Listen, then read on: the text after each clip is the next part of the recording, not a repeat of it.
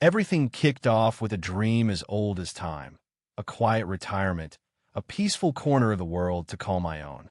After 2 decades in the Navy, steering ships through storms and high-stakes missions as a lead engineer, I thought I'd earned a soft landing. I pictured myself by a serene lake, far from the chaos of geopolitics, in a charming, well-kept neighborhood called Willow Creek Estates, nestled in the rolling hills of Tennessee. It sounded perfect until it wasn't. I'd splurged on a decommissioned 26-foot aluminum patrol boat, a rugged relic from my Navy days. No luxury yacht, just a no-nonsense workhorse, but to me, it was a masterpiece. I named her Vanguard, a nod to her storied past, and planned to restore her to glory. It'd be my passion project polishing her hull, rewiring her systems, maybe even taking her out for fishing or GIVYing local kids a taste of naval history. I had binders full of schematics, timelines, and notes. If there was a world record for the most obsessive CIVY Lien boat restoration plan, I'd be holding it. Willow Creek seemed like the ideal spot. I moved in during the crisp fall of 2023, my house a cozy setup with a wide driveway and a side yard perfect for Vanguard. She sat there on her custom trailer, draped in a heavy-duty navy blue tarp, looking like a sleeping giant. Before buying, I'd pored over the HOA's rules, those dense, nitpicky covenants, conditions, and restrictions. They were fussy about everything from mailbox colors to hedge heights, but the section on vehicles was surprisingly lenient. As long as your boat or trailer was in good shape, not some rusty eyesore, you were golden. Vanguard was pristine under a tarp, so I figured I was in the clear. For a few weeks, I was right. Neighbors stopped by, curious about the mysterious shape in my driveway. I'd lift the tarp and share my plans, and they'd nod impressed. Then I met Linda Carver, the HOA president, at the neighborhood's fall festival. Picture this: perfectly styled blonde hair that could serve VYV, a tornado, a loud silk blouse, and a gleaming Range Rover parked like she owned the street. She carried a tablet like it was the Constitution. When we shook hands, her eyes slid past me to Vanguard's tarp, and she said, "Mr. Thompson, that's quite the decoration you've got there." Her tone wasn't outright hostile, more like she'd spotted a weed in her perfect lawn. A week later, the first letter arrived, fancy HOA stationery, all formal and frosty. It babbled about community aesthetics and hinted that my boat might not fit the VYB, citing some vague rule. I wrote back, polite but firm, quoting the HOA rules that backed me up and offering to show Linda my restoration plans. Crickets for 2 weeks. Then came letter number 2, sharper this time, claiming Vanguard was dragging down property values. It even included a blurry photo of my driveway, snapped from the street like some creepy stakeout. That's when I knew this wasn't just a misunderstanding. Linda was gunning for me. I'm no stranger to battles.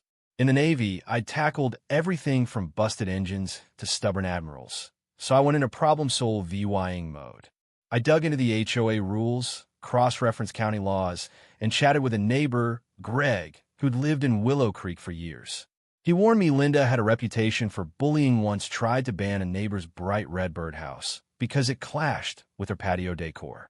Greg's eyes had a tired glint, like he'd seen too many of her power trips. I kept writing back to Linda, calmly dismantling her arguments, attaching proof that Vanguard was legally parked and spotless. But her letters kept coming, each one meaner, citing weirder rules like the time she claimed my boat might be a rodent magnet. Pure nonsense. Vanguard was sealed tighter than a submarine. This went on for a month, a slow-motion chess game where Linda kept rewriting the board. I started to file every letter, every photo of Vanguard's pristine condition, every interaction logged like I was back on a ship. My patience, forged in the Navy, was fraying, but I stayed cool. Then came the final straw, a registered letter demanding I remove Vanguard in 7 days or face daily fines and further action. No rule cited, just Linda's queenly decree. Her tone wasn't just bossy, it was VY-sious. I called a lawyer, Paul, who specialized in HOA fights. He read my file, chuckled, and said, "She's got nothing, but she'll make your life hell. Keep documenting." He wasn't wrong. Hell was coming. It hit one chilly morning in early winter. I've been out for a dawn walk, the lake air sharp and clean. As I turned onto my street, my stomach dropped. Vanguard's tarp was shredded long, ugly gashes exposing her hull. Worse, neon orange spray paint screamed across her side in sloppy letters. Junk. Ditch it. Rage hit me like a tidal wave, but Navy discipline took over. I didn't yell.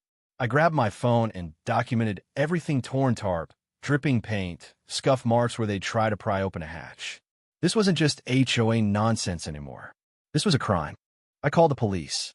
Officer Daniels, a calm guy with a notepad, showed up, took photos, and listened to my story about Linda's harassment. He was sympathetic but blunt. Without a witness or a camera, this is tough to pin down. That lit a spark. My basic doorbell camera didn't cover the driveway, so I drove to an electronics store that afternoon and bought a top-of-the-line security system night. VY sound cameras, cloud storage, motion alerts. I spent hours wiring it up, my engineering brain low VYing the precision. If Linda tried again, I'd be ready.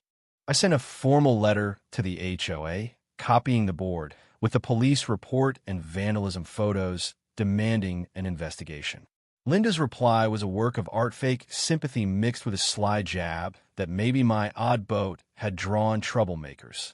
No apology, no investigation, just a hint I'd brought this on myself. Her nerve was unreal. She thought she was untouchable, but she'd misjudged her opponent. I wasn't some pushover retiree. I'd faced storms and enemies far worse than a clipboard-wielding HOA dictator. Then, a week later, my phone pinged at 3 a.m. A motion alert from the camera aimed at Vanguard. Heart racing, I pulled up the live feed. A hooded figure, spray can in hand, was defacing my boat again. The word trash appeared in fresh paint. They glanced around, then bolted, but as they passed under a streetlight, their hood slipped for a split second. The camera caught it in crystal clear HD. Ethan Carver, Linda's 20-year-old son, home from college. Gotcha. I could have gone straight to the police, but a misdemeanor vandalism charge felt too small for Linda's calculated war. This wasn't just about paint on a boat, it was about her abusing her power, sicking her kid on my property, thinking she'd win through intimidation. I needed a plan that'd hit her where it hurt. Her ego, her status, her wallet. My Navy training kicked into high gear: logistics, strategy, rules of engagement. This was no neighborhood spat. This was a mission. I took the footage to Officer Daniels, who nodded apro VYingly. That's solid, EVY Denke. We'll charge the kid. But I wanted more.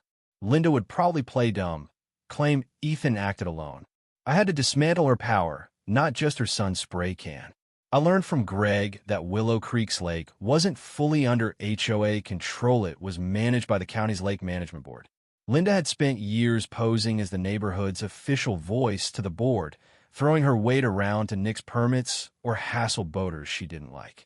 She'd even called the board and the sheriff's office to badmouth Vanguard, claiming it was a hazard before I'd even pitched using it for volunteer patrols. Pure spite. I built a dossier. Linda's nasty letters, police reports, Ethan's vandalism VY Deo, affida VYTS from me and Greg about her harassment. I sent it to the lake management board and the sheriff, with a letter explaining how Linda, as HOA president, was orchestrating a criminal campaign against me, a retiree trying to contribute to the community. The message was clear. Her credibility was toast. She'd lose her clout with the county, a massive blow to her self-image as Willow Creek's queen. Then came the masterstroke. Linda's mansion sat on a prime lakefront lot, all glass windows and manicured lawns. I dug into property records and found a loophole. The HOA rules were fuzzy on temporary storage for damaged vehicles, and the lake's shoreline, up to the high water mark, was county territory, not HOA. Vanguard was now a distressed vessel, thanks to Ethan's vandalism. I applied for an emergency permit from the Lake Management Board to moor her for damage assessment and repairs in the public waters right by Linda's house, not on her land, but close enough to ruin her VYEW. My lawyer, Paul, grinned. It's bold, James. If you get the permit, she's got no move. The board granted the permit after I showed them the vandalism EVY Denke and leaned on my Navy credentials. I hired a boat transport crew, led by a grizzled guy named Carl, to move Vanguard from my driveway to the lake. Her graffitied hull still screaming junk and trash was like a billboard of Linda's failure. On a sunny Saturday morning in January 2024, with Willow Creek buzzing, we floated Vanguard to her permitted spot, 30 feet from Linda's dock, right in her sight line. Carl gave me a salute. "Good luck, Captain." I stayed by the shore, pretending to inspect the damage, waiting for the fireworks. They came fast. Linda stormed out in designer athleisure, face purple with rage, her husband, Martin, trailing like a whipped dog. "Get that garbage out of my VYEW," she screeched, loud enough for half a lake to hear. Neighbors on their docks turned to watch. I kept my cool, holding on my phone like I was taking photos, but secretly recording. "Morning, Mrs. Carver," I called. "Just mooring Vanguard for repairs, after the vandalism." I let vandalism hang in the air. She went ballistic, threatening to tow the boat, call the cops, sue me. Martin mumbled, "Linda, maybe calm down," but she ignored him.